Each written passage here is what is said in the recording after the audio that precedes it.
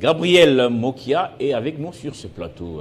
Bonjour, monsieur Gabriel Mokia. Bonsoir, monsieur le journaliste. Alors, le débat est sur toutes les lèvres à travers les états-majors, mais vous, au niveau de votre parti Mouvement des démocrates congolais, on ne vous sent pas. Pourquoi ce silence alors que le changement ou la révision, pour les uns, ça tient la route, pour les autres, le moment n'est pas opportun? Mais je suis passé chez vous ici plus de 3 fois durant ces jours, parce que vous ne m'avez pas reçu. Nous avons parlé de ces problèmes de la révision de la Constitution. Je donnais mon point de vue.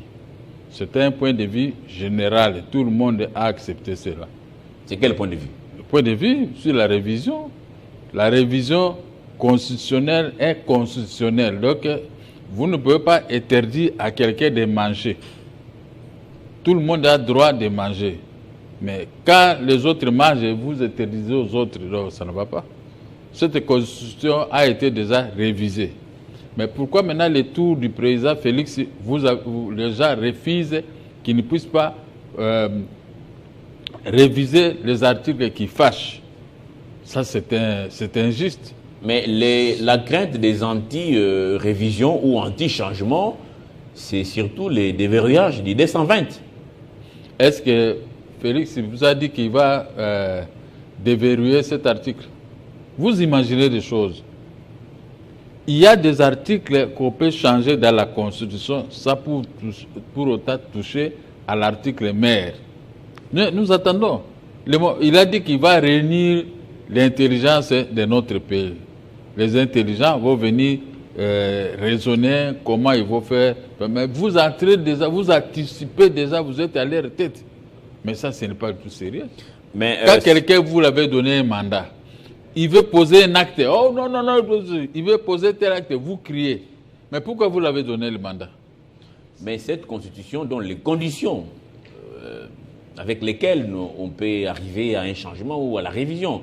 Aujourd'hui, nous sommes par exemple en état de siège pour les provinces du Nord Kivu et celle de l'Ituri. Il y a l'insécurité dans l'Est. La priorité, c'est la paix pour nos frères de l'Est. Ou ces changements de la Constitution qui va encore nous bouffer quelques millions de dollars américains. Mais qui nous ont dicté cette Constitution? Ce sont les mêmes gens, les pays voisins, qui ont participé à l'élaboration de la Constitution. C'est pourquoi ils se sont fait attourer de certains articles. Quand on parle de la minorité dans notre pays, nous sommes plus de 250 tribus. Quelle est cette tribu qui est minoritaire ici, qui demande la protection de la minorité? Est-ce que vous trouvez ça normal? Moi, je suis Mbouza. Vous croyez que... Est-ce que je peux me réveiller le matin, je prends un avion jusqu'à chez moi à Bumba, je dis, bon, nous sommes une minorité ici, on doit faire ce soir, faire des bruits. Non, on a divisé le pays de cette façon. Allons-y avec les autres. Un type de Bandundusi, il va se réveiller le matin, non, il faut la constitution là, nous sommes une minorité. Bas Congo, oh, nous sommes une minorité. Katanga, oh, nous sommes des minorités. Mais ça ne va pas. Ça ne va pas. Ce sont les belligérants. C'est une constitution élaborée par les belligérants après la guerre dans notre pays de Laurent Désiré Kabila. Et ces mêmes belligérants ont pesé de leur poids à l'élaboration de la constitution. Vous voyez? Donc, mais il y avait des Congolais. Les Congolais ont participé à l'élaboration de cette loi mère. Ces Congolais-là... Vous ne reconnaissez pas en ces Congolais la qualité? Non, ils n'étaient pas convaincants. C'était des pérés. Mais maintenant, ils parlent parce que c'est le régime de Félix Tshisekedi, tout le monde devait ouvrir la bouche pour parler. Mais Félix aussi a des gens comme nous pour les défendre. Ne croyez pas que quand vous parlez beaucoup dans les médias et que nous ne parlons pas, c'est que nous avons peur. Moi ici, qui peut me faire peur ici dans les médias? Moi, je ne vois personne parce que j'ai commencé les médias depuis Mobutu et pendant la période de choc, de guerre, et ceci, de Laurent Désiré Kabila, c'était une période où vous ouvrez votre bouche, vous êtes en prison, ou on vous tue. Mais nous, on ouvrait la bouche, on parlait. Vous savez comment on m'arrêtait à chaque fois que je parle, on m'arrête. Sans condition, on m'arrête, on me met en prison. Mais maintenant, les gens pareils ont élaboré une constitution. Vous croyez que ça peut être juste? Ce n'est pas une constitution là, ce n'est pas juste. On doit réviser certains articles. Mais est-ce que le moment est opportun? Mais ou autrement, la question, Gabriel Mokia, entre la paix dans l'Est et la révision ou les changements de cette constitution, qu'est-ce qui est prioritaire pour vous? Mais la paix et la révision de la constitution, c'est toujours des choses qui sont prioritaires. Vous savez, depuis qu'on a commencé à parler de la paix, ce sont les mêmes gens-là qui ont élaboré la constitution qui créent un désordre à l'intérieur du pays. Donc, nous devons nous réunir pour former une armée forte pour pouvoir régler ces problèmes de l'Est. Nous crions seulement l'Est, mais les autres avancent. Nous ne pouvons pas rester là en train de crier comme les petits-enfants. Nous devons aussi fournir un effort pour pouvoir battre ces gens qui arrivent. Comme à l'époque de Laurent Désiré Kabila, ils ont commencé à Massissi là-bas, Lubumbashi jusqu'à Kinshasa pour nous recoloniser. Mais moi, je trouve ça c'est marrant, donc ce n'est pas du tout sérieux. Et la révision de la Constitution, comme c'est constitutionnel, vous ne pouvez pas refuser à celui qui a gagné les élections de poser des actes. Tout acte qu'il pose, vous protestez de ça sur quel droit? Parce qu'il a été élu par la majorité de notre peuple.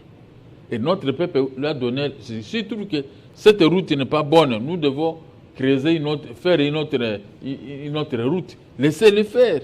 Jusqu'à 5 ans, à la fin de son mandat, après vous allez nous faire un bilan. Alors, à part la protection de tribus minoritaires telles qu'évoquées par vous ici, quels sont d'autres éléments qui vous énervent dans cette constitution? Mais l'article 217 qui demande au nom de l'unité africaine et tout ça, on doit quand même céder une partie de notre territoire. C'est-à-dire qu'on prend Goma, on prend Bukavu, on peut prendre tout le Kivu. Vous cédez ça au nom de l'unité africaine. Est-ce que les gens ont bien interprété ça? Parce que cet article est contenu dans d'autres constitutions, tel qu'au Tchad, au Cameroun, dans beaucoup d'autres pays africains. Mais je ne suis pas cela. Pourquoi ça vous énerve, vous, Congolais? Parce que je suis en train de lire ce qui est écrit, mais c'est très dangereux. C'est très, très dangereux pour un pays qui se respecte. Nous ne pouvons pas accepter. Il faut barrer cet article et élaguer ça, enlever ça dans notre constitution. Il y a beaucoup à faire. On peut mettre beaucoup de choses là-bas pour l'intérêt général. Prenons l'article 40 de la Constitution, qui demande tout Congolais a droit de se marier à la personne de son choix. Virgule, même maintenant, les femmes et tout ça. Mais à la personne de son choix, si on s'arrêtait là, c'est-à-dire que ça, c'est l'homosexualité qu'on est en train de faire grandir dans notre pays. Ça ne va pas. Vous êtes des intellectuels. Comment vous pouvez accepter de telles choses? Il faut bannir ça. Tout Congolais a droit de se marier par une femme de son choix. Oui, ça se termine là. Fonder une famille. Vous savez, j'ai beaucoup aimé le président Poutine, hein, quand il a dit le mariage, c'est entre l'homme et la femme. C'est pourquoi moi, Poutine, je suis né. Mais ce n'est pas entre hommes et hommes qui peuvent mettre des enfants. Non. Il a humilié les Occidentaux.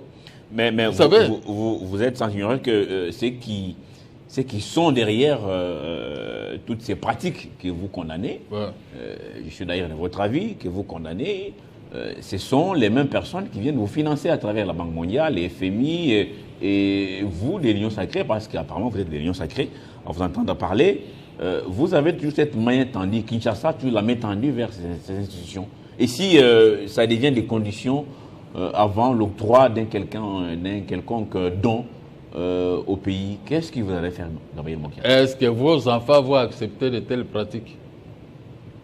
Les enfants de celui-là et l'autre vont aussi accepter de telles pratiques? Il faut bannir ça.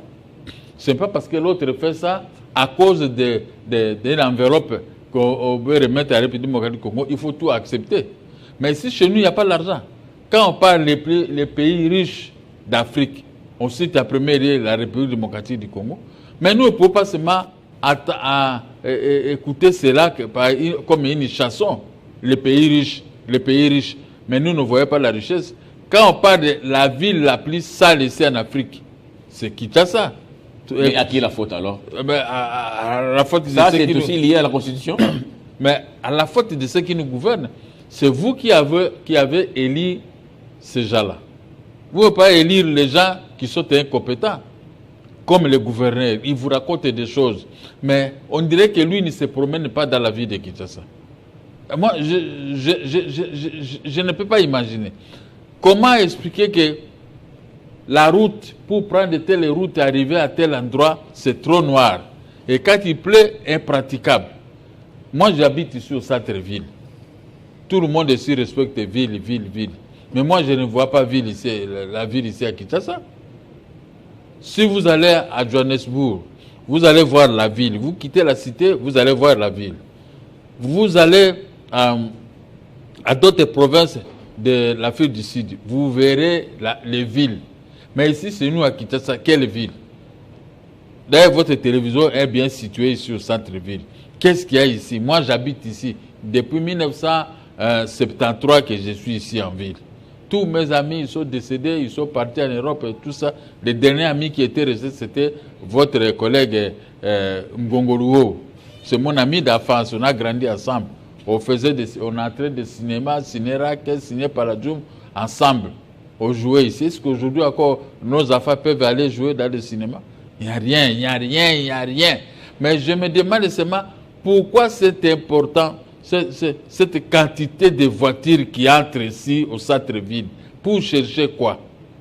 Moi-même, pour quitter ici en ville, pour aller dans mon bureau là-bas, à côté du 24. Mais c'est impossible. J'ai fait des heures et des heures. Donc, c'est-à-dire, nous ne comprenons pas ce que nous sommes. Nous sommes des Congolais. Nous avions un grand leader, Lumumba. Lumumba nous a montré comment résister. Mais maintenant, aujourd'hui, moi, avec vous autres et tous, nous ne résistons pas. Nous avons un laisser-aller. Un laisser-aller dans cette capitale. Alors, je ne comprends pas. Quand moi, je me réveille le matin, si je fais un petit tour ici en ville, avant que les autres entrent, vraiment, je rentre à la maison fatigué. Je dis, mais c'est quoi? Qu'est-ce que je vois dans cette ville? Alors, rien que l'avenue du commerce et d'autres avenues ici. Tout à fait. Les sujets pour la capitale, on pourra en parler. Gabriel Mokia, c'est vraiment trop sale. Vous faites un constat que tous les Kinois font chaque jour. Avec ici. Des larmes aux yeux. Oui, ça fait extrêmement mal, Gabriel Mokia. Vous avez raison. Alors, si je comprends bien, vous êtes pour cette révision, ce changement, mais sans toucher au D120. Tout cela va dépendre des gens qui vont se réunir pour réfléchir sur la révision constitutionnelle. Le chef de l'État a été clair. Les Congolais vont réfléchir. Laissez-les réfléchir. On n'a pas encore tiré de conclusions de la réflexion, mais chacun veut parler de son côté. Alors, ça ne va pas. Une dernière question avant de vous libérer. La guerre dans l'Est, ça ne finit pas. C'est depuis près de 30 ans que nos frères et sœurs de cette partie du pays sont soumis à des souffrances atroces. Tshisekedi a fait le tour du monde. La diplomatie dite agissante n'a pas jusqu'à maintenant porté les fruits. Qu'est-ce qu'il nous reste à faire pour donner la paix à ceux qui sont dans l'Est du pays? Ce qu'il nous reste à faire, en âme et conscience, moi je suis avec Tshisekedi. On peut tout dire, faire n'importe quel commentaire dans le mauvais sens, mais moi je suis avec Tshisekedi, je le protège, je le défends. Pour qu'on puisse s'assortir. Vous le protégez par fanatisme ou parce qu'il travaille? Pas par fanatisme. Nous venons avec lui de l'opposition. Moi je ne change pas comme ça. Hein. Moi, je ne suis pas un type, le matin, je dis autre chose, après-midi, je dirai autre chose. Non. Nous venons avec Tshisekedi dans l'opposition. Nous sommes ensemble, nous avons maintenant le pouvoir. S'il y a des problèmes à dire, on peut se voir pour dire, ces gens-là, on les critiquait pour telle chose. Mais de notre côté aussi, nous devons changer ceci pour éviter aussi des critiques. Vous voyez, les gens comme nous, les mots qu'il y a, ne sont pas nombreux. Beaucoup de gens croient que quand on va faire fréquenter le chef de l'État, c'est pour lui demander l'argent et vous lui demander le faveur. Non, mais pour parler aussi du pays, Parce que ce que nous avons critiqué hier, c'était encore très grave. Mais aujourd'hui, les mêmes choses sont là. Vous croyez que moi, je suis très content de vivre ça? Donc, il faut, avant toute chose, il faut qu'on puisse former une armée responsable, respectable. Parce qu'on dit, aide-toi, le ciel t'aidera. Si on forme une armée, nous n'aurons pas commencé à trébucher, à pleurer l'armée et tout ça. On forme une armée qui doit protéger la République démocratique du Congo. Premier élément valable, c'est ce que j'avais dit aussi au président de la République, le seul élément, Former l'armée. Former l'armée. Une armée aguerrie qui peut aller entrer même dans des pays voisins qui nous attaquent. Comme ça, nous devons les faire peur aussi. Il ne faut pas seulement pleurer, prénicher, mais là, on va nous trouver comme déjà trop faibles. Donc, ils sont en train de pleurer comme des petits enfants. Donc, aujourd'hui, on forme une armée respectable. On va payer bien les militaires. Les garnisons, on doit embellir les garnisons. On doit équiper l'armée. Vous voyez, vous savez ce qui se passe en Russie? Un seul homme contre les multitudes de pays de l'Europe et de l'Amérique. Il n'arrive pas à les battre.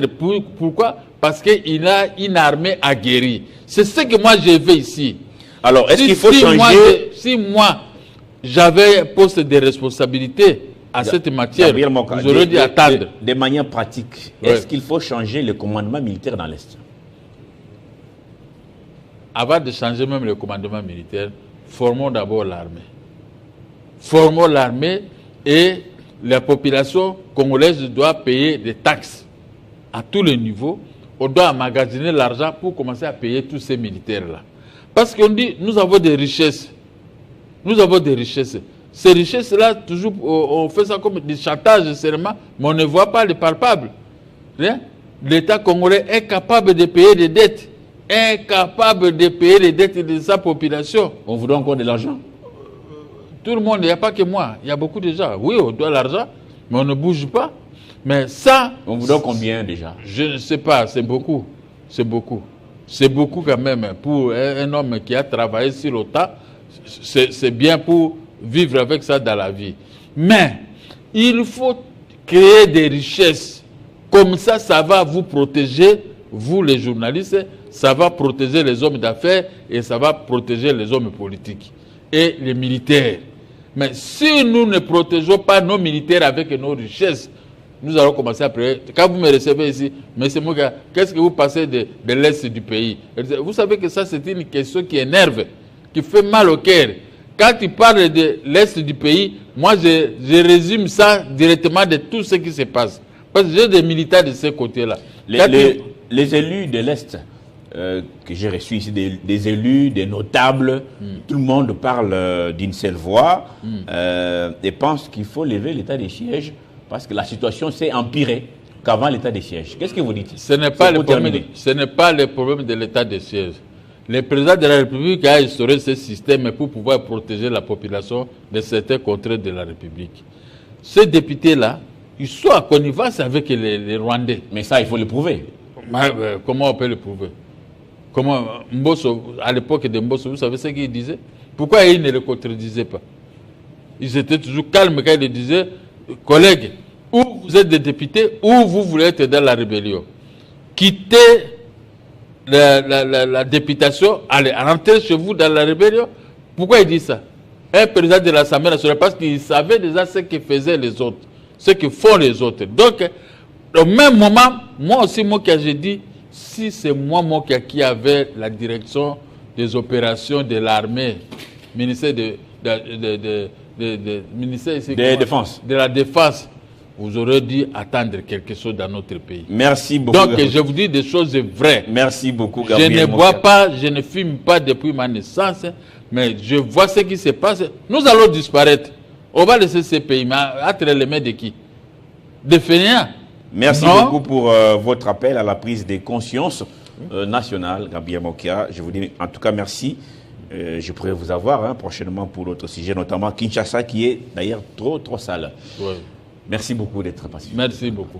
Nous recevons dans quelques instants Mardoché Nsele, président de la Ligue des jeunes du parti FIDEC de Fifi Masuka Saïdi.